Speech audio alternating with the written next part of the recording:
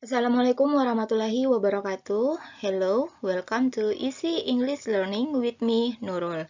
Pada video kali ini, kita akan membahas skill yang ketujuh yang bisa teman-teman gunakan agar mengerjakan soal-soal TOEFL menjadi lebih mudah, utamanya pada section structure. Jangan lupa untuk menyimak pembahasan skill-skill yang lainnya pada link deskripsi video di bawah ini. Well, let's get started.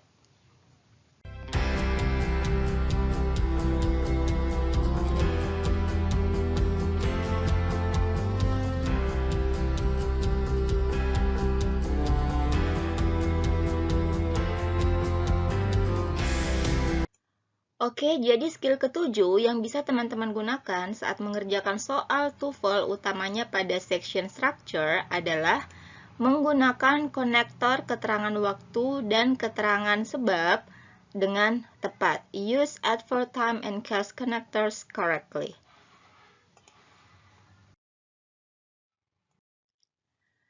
Dalam bahasa Inggris, kalimat yang terdiri dari dua klausa mempunyai dua pola.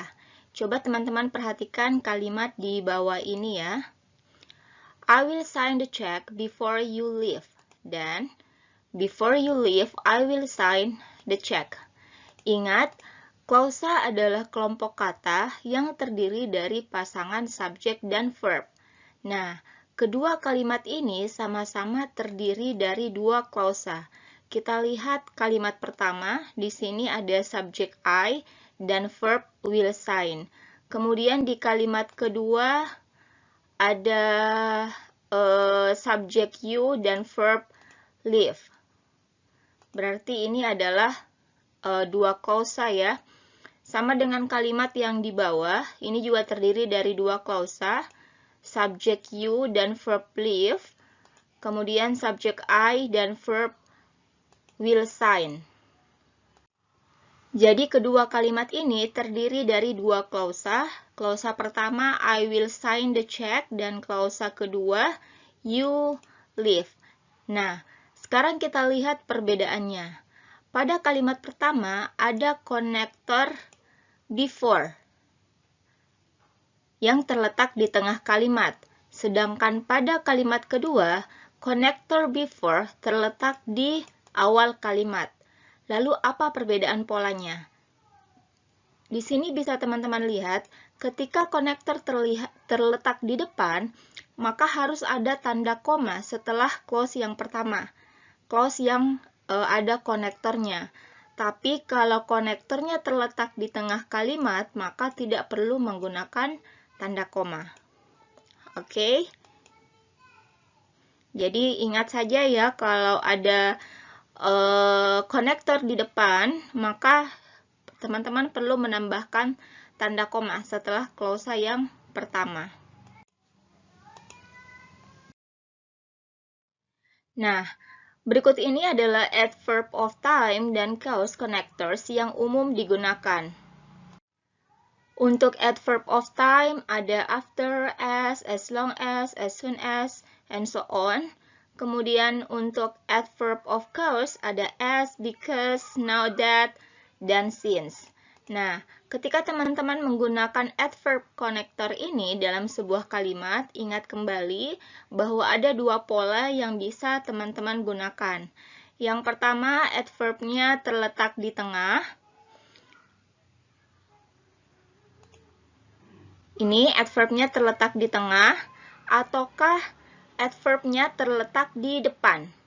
Ingat, jika adverb terletak di depan, maka harus ada tanda koma setelah clause yang pertama. Oke. Biar lebih jelas, sekarang mari kita coba membahas soal TOEFL berikut ini. Nah, di sini kita bisa lihat ada verb was dan missed. Kemudian ada subjek I. I missed the appointment. Ini merupakan klausa ya, karena terdiri dari pasangan subjek dan verb. Sedangkan kelompok kata yang pertama, was late, bla bla bla was late, ini belum bisa dikatakan klausa karena belum ada subjeknya. Nah, Artinya, untuk mengisi blank pada kalimat ini atau titik-titik pada kalimat ini yang dibutuhkan adalah konektor dan subjek. Ingat, konektor diperlukan untuk menghubungkan dua klausa. Dan supaya bla bla bla was late ini menjadi sebuah klausa, maka kita memerlukan subjek.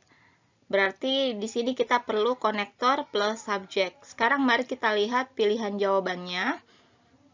Untuk bagian A, I, ini bisa menjadi subjek tapi belum ada konektor. Sementara kita butuh konektor dan subjek, di mana posisi konektornya itu harus di depan subjek. Jadi option A belum tepat ya. B, because. Nah, ini adalah konektor, tapi belum ada subjek. Artinya ini juga belum tepat. Kemudian C, the train, ini juga bisa jadi subjek, tapi belum ada konektor. Berarti jawabannya juga bukan C. D, since he. Di sini sudah ada konektor since dan subjek he. Konektor terletak di depan subjek juga sudah betul, maka jawaban yang paling tepat adalah D.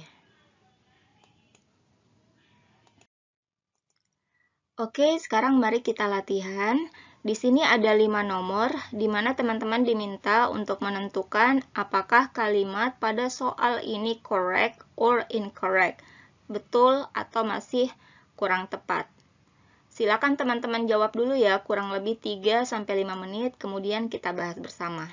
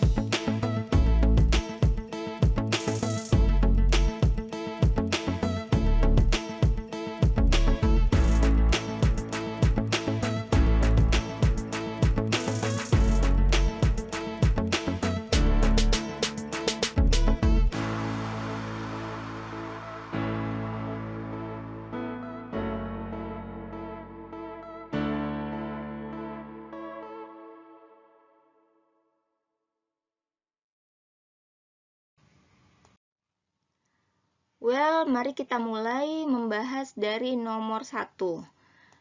Nah, di sini ada konektor since, artinya harus ada dua klausa yang dihubungkan.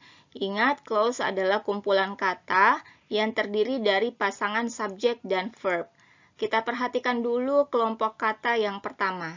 Di sini ada subjek the bank dan verb clauses, kemudian di kelompok kata yang kedua ada subject the deposits dan verb need.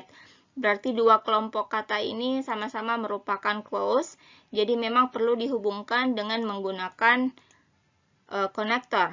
Nah, pertanyaannya, apakah konektor since yang digunakan pada kalimat ini sudah tepat?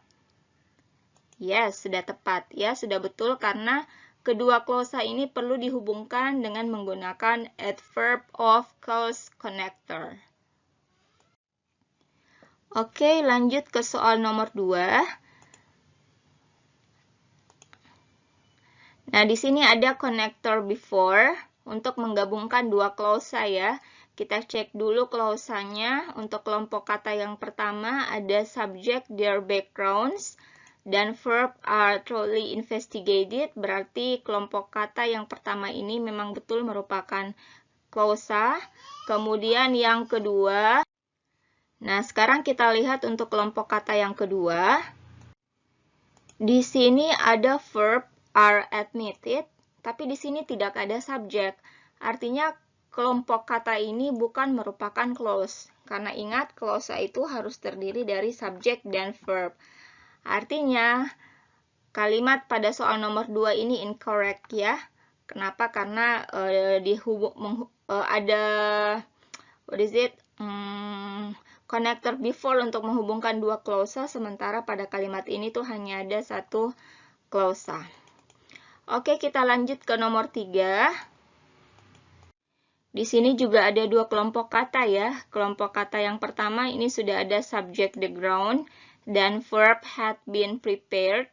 Kemudian kelompok kata yang kedua itu ada subject the seedlings dan verb were carefully planted. Nah, di sini ada dua klausa yang seharusnya dihubungkan dengan menggunakan konektor. Tapi pada kalimat soal ini tidak ditemukan atau tidak ada konektornya, maka kalimat pada soal nomor 3 ini juga incorrect. Oke, kita lanjut ke soal nomor 4. Pada kalimat ini ada connector once yang digunakan untuk menghubungkan dua klausa. Kita cek kembali untuk klausanya. Kelompok kata yang pertama ada subject the address label for the package dan verb is type. Kemudian di kelompok kata yang kedua, di sini ada verb can be sent, tapi tidak ada subject. Artinya kelompok kata yang kedua ini bukanlah sebuah klausa, sehingga kalimat pada soal nomor 4 juga ini incorrect ya, karena satu berbentuk klausa dan yang satunya bukan klausa, jadi tidak diperlukan adanya konektor. Oke, kita lanjut ke nomor terakhir, nomor 5. Well, di sini ada konektor because. Seperti biasa kita cek dulu klausanya. Kelompok kata yang pertama sudah ada subject the recent change, kemudian verb was not post, dan di kelompok kata yang kedua ada subject several workers dan verb missed. Artinya kedua kelompok kata ini memang betul merupakan klausa ya, dan perlu dihubungkan dengan menggunakan konektor. Pertanyaannya, apakah penggunaan konektor because ini sudah tepat? Yes, sudah tepat. Ya, ini sudah tepat. Jadi memang kita harus menghubungkannya dengan menggunakan adverb of course connector, karena di sini dinyatakan bahwa jadi di sini kalimatnya karena perubahan jadwal shift tidak diumumkan, banyak pekerja yang tidak mengetahui jadwal shiftnya atau akhirnya tidak jaga di jadwal shiftnya. Berarti kalimat pada soal ini itu sudah correct ya, sudah betul. Well, sekian sharing untuk skill ke-7 yang bisa teman-teman gunakan saat mengerjakan soal structure pada tes TOEFL. Ingat, pastikan untuk menyimak skill-skill yang lainnya pada link deskripsi video di bawah ini. Semoga video ini bermanfaat, and thanks for watching. Assalamualaikum warahmatullahi wabarakatuh.